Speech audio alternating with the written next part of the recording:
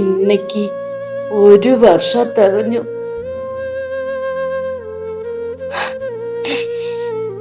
കൃഷി പതിവ് പോലെ നഷ്ടം തന്നെ ഏട്ടാ. കടം ഇരട്ടിയിലധികമായി.